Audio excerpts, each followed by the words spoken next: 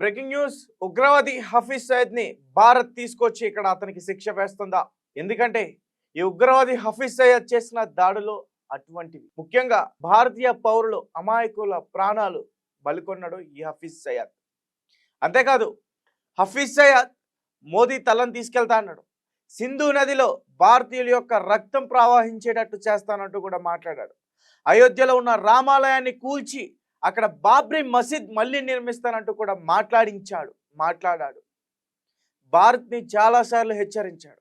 అయితే భారత్ ఇప్పుడు చేపట్టిన ఆపరేషన్ సింధూర్లో ఖచ్చితంగా హఫీజ్ సయద్ని వెనక్కి తీసుకొచ్చేంత వరకు కూడా ఈ ఆపరేషన్ సింధూర్ ఆగదు.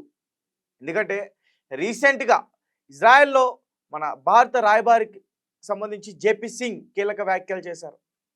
ఎట్టి పరిస్థితుల్లో హఫీజ్ సయద్ని పాకిస్తాన్ మాకు అప్పచెప్పాల్సిందే. హఫీజ్ సయద్తో పాటు ఇంకా జైష్ మొహమ్మద్ ఉగ్రవాద సంస్థ తీవ్రవాదులు వాళ్ళను కూడా ఖచ్చితంగా భారత్కు అప్పచెప్పాల్సిందే. లేదంటే ఖచ్చితంగా ఈ ఆపరేషన్ సింధూర్ పాకిస్తాన్ ఉగ్రవాది స్థావరాలపైన దాడి చేస్తూనే ఉంటుంది. మనందరం అనుకున్నాం యుద్ధం ఆపేశారు, కాల్పులు విరమణకు వచ్చేశారు, ఇరు దేశాలు కూడా ఇక్కడితో క్లోజ్ అని చెప్పేసి అనుకున్నాం. ఆపరేషన్ సింధూర్ అనేది ఆగలేదు. ఇప్పటికీ కూడా ఆపరేషన్ సింధూర్ మన సైన్యం ఇంకా వేటలోనే ఉంది. ఎవరిపైన ఈ పోరాటం అంటే ఉగ్రవాదుల పైన. ఎవరైతే భారతీయుల్ని అమాయక ప్రజల్ని చంపేశారో, బాంబ్ బ్లాస్ట్లకి ఐఈడి బాంబుల బ్లాస్ట్లకి దాడి చేయడానికి ప్రయత్నించారో వాళ్ళని మాత్రం పట్టుకునేందుకు భారత్ ప్రయత్నిస్తుంది. అదే ఆపరేషన్ సింధూర్ అంటే. అయితే వీళ్ళు పాకిస్తాన్ వాళ్ళు మనం ఎప్పుడైతే ఉగ్రవాది స్థావరాలపైన వాళ్ళ ఇళ్లపైన మనం దాడి చేసామో, పాకిస్తాన్కి సంబంధించిన ఆర్మీ సైన్యం మన ఆర్మీ దళాలపైన అటాక్ చేసే ప్రయత్నం చేసింది, డిఫెన్స్ పైన అటాక్ చేసే ప్రయత్నం చేసింది.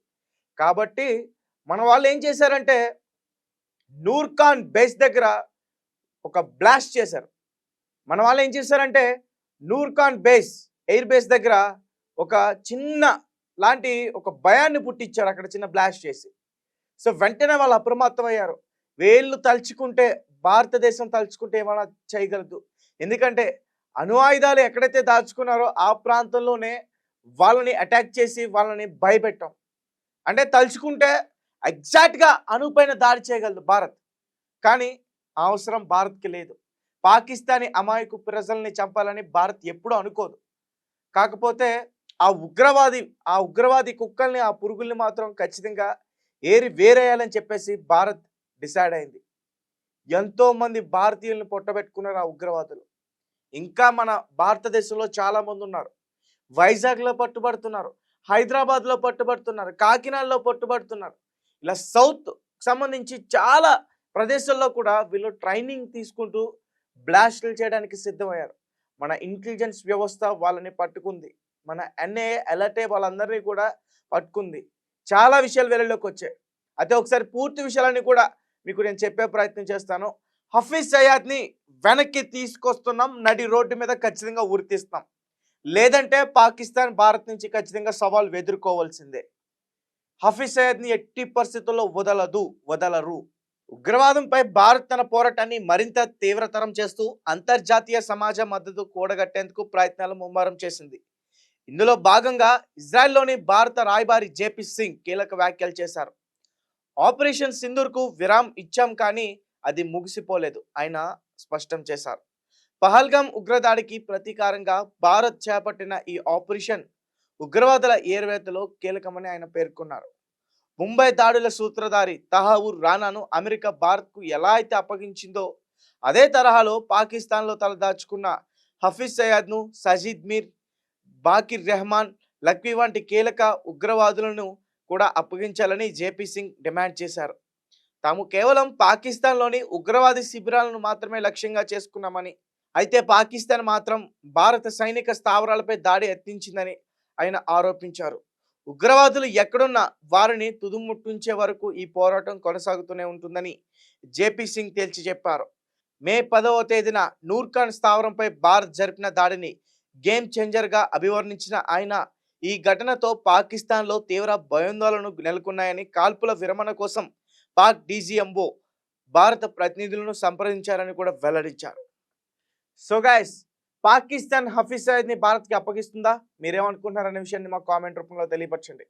ఒకవేళ పాకిస్తాన్ అప్పచెప్పకుండా హఫీజ్ సయీద్ని దాచి డ్రామాలు చేస్తే భారత్ ఖచ్చితంగా ఆపరేషన్ సింధూర్ ఇంకా లోతుగా వెళ్ళి వాళ్ళపైన అటాక్ చేసే అవసరం అయితే ఖచ్చితంగా ఉంది. వాళ్ళు అప్పచెప్తే వాళ్ళ ప్లేసెస్ అన్నీ కూడా డ్యామేజ్ కావు, అప్పచెప్పకపోతే ఖచ్చితంగా డ్యామేజ్ అయ్యే ఛాన్సెస్ ఉంటాయి. సో ఇది వేట, ఆపరేషన్ సింధూర్ అనేది ఈ ఉగ్రవాదుల వేట కోసం స్టార్ట్ చేశారు. నాకు ఇప్పుడు క్లియర్గా అర్థమైంది. యుద్ధం ఆగిపోయింది. యుద్ధం కోరుకుంది పాకిస్తాన్, భారత్ కాదు. భారతదేశం ఏంటంటే ఉగ్రవాదులు లేకపోతే ప్రశాంతంగా ఇరు దేశాలు చక్కగా ఉండొచ్చు అని చెప్పేసి ఒక నిర్ణయం తీసుకుంది. కాబట్టి ఉగ్రవాదుల్ని ఎట్టి పరిస్థితుల్లో కూడా వదలరు అని చెప్పేసి నాకైతే క్లారిటీగా అర్థమవుతుంది. ఒకవేళ హఫీజ్ సయీద్ని భారత్కి అప్పగిస్తే వాడిని ఎలా చంపాలి? వాడిని చంపాలా, జైల్లో కూర్చోబెట్టి ఏళ్ల తరబడి మేపాలా? మీరేమంటారు? ఆ విషయాన్ని మా కామెంట్ రూపంలో ఖచ్చితంగా తెలియపరచండి. హఫీజ్ సయీద్ని మాత్రం దారుణంగా 26 మందిని ఎలా అయితే పట్టున పెట్టుకున్నారో, వందలాది మంది ప్రాణాలను ఎలా బాంబ్లాస్ట్లో తీసేశారో, వాడి చావు కూడా అంతే దారుణంగా ఉండాలి. వేరే ఒక ఉగ్రవాది మళ్ళీ భారత్లోకి ప్రవేశించాలంటే వీడి మరణం గుర్తు రావాలి. ఆ విధంగా వాడిని చంపితే కానీ ఈ ఉగ్రవాదులు ఆగరు.